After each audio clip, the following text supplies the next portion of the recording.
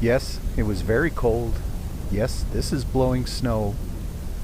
But it looks pretty cool in slow motion. It was minus 24 when I was shooting this, and I'm pretty sure that I could see this squirrel's breath. It doesn't really show up, but I could swear I saw a little puff of it. I did see the breath of Big Hill Springs. Very cold air, slightly warm water.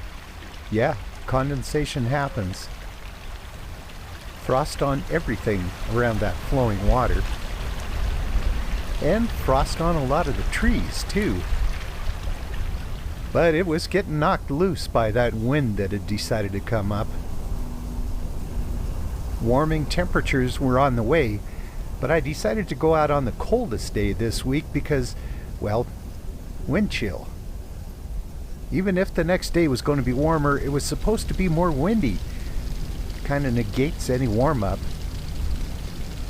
So yeah, not only was it cold, the wind chill made it even colder. But in the more sheltered places where this little spring-fed creek is flowing, it was actually fairly pleasant. And it got a bit more pleasant as I headed west. By the time I got over to the Dog Pound Creek Valley, the temperature had actually risen quite a bit, minus 21 to minus 12. But then it dropped again. It was still sunny, that sky was beautifully blue, but the temperature sagged right back to minus 20 again. The water was still flowing in my favorite little spring creek, though. Yeah, I know I come here too often, but it's just so pretty. Coming out of the valley, though, the wind was picking up again. It was rattling the trees and shaking the grass on the valley floor.